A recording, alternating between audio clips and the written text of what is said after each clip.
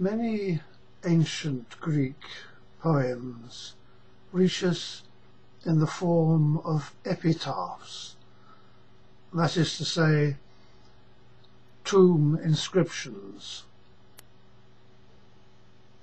There is no need to think that every Greek epitaph was actually inscribed upon a tomb.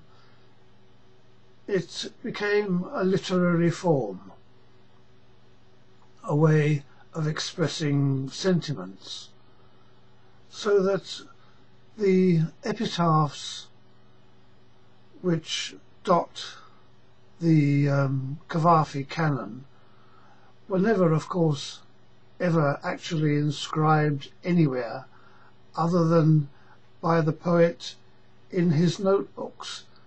But he continues this ancient Greek form of expression, one to which he was obviously addicted, as you will realize when you go through his collected poems. He carried on in the ancient Greek tradition and expressed many of the things he wanted to say in the form of epitaphs.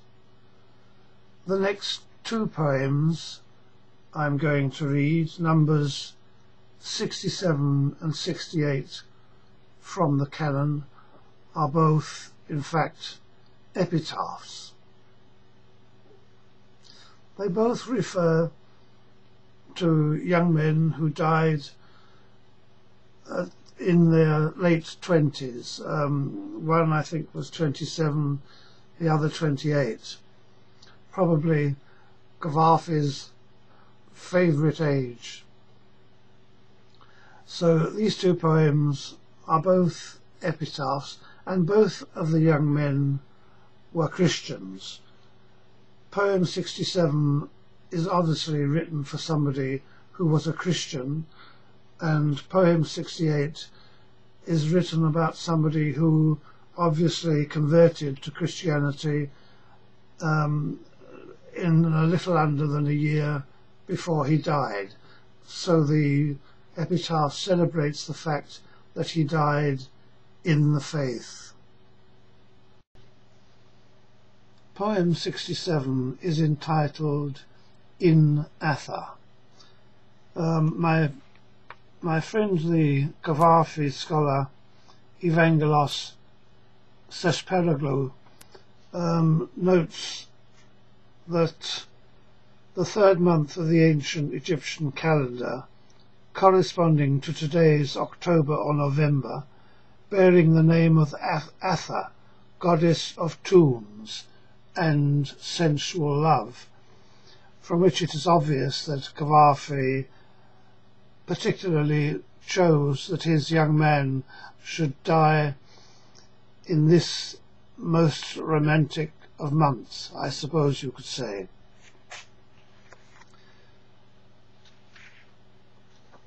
In Athyr.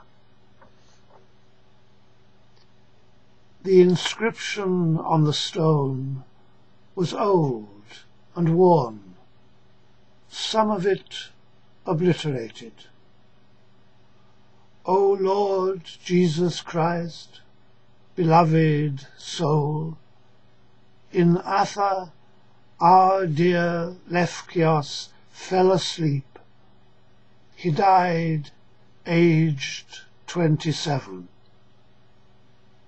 How sad to see a young man die so early.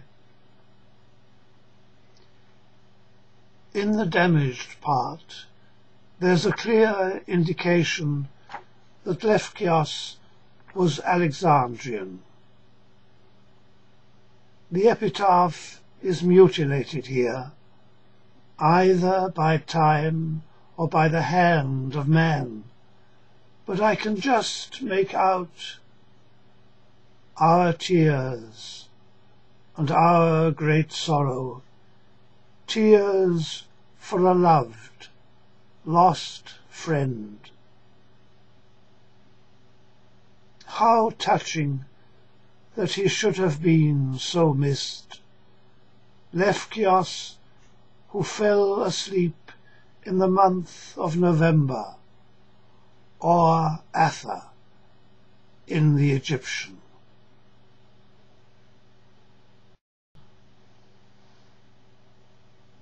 Poem 68 is entitled Tomb of Ignatius.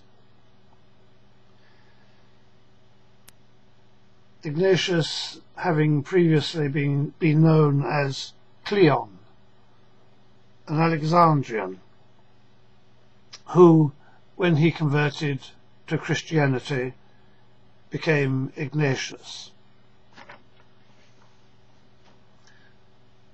Tomb of Ignatius. In this place I'm a different Kleon from the Kleon who was famous in Alexandria. Alexandrians are not easily impressed, for my great houses and gardens, horses and chariots, diamonds and silks, and all the rest. Here I am not that Kleon any more. He has ceased to exist. Now I am Ignatius, lay reader in the church, who found himself at last, and for 10 happy months knew the joy of Christ.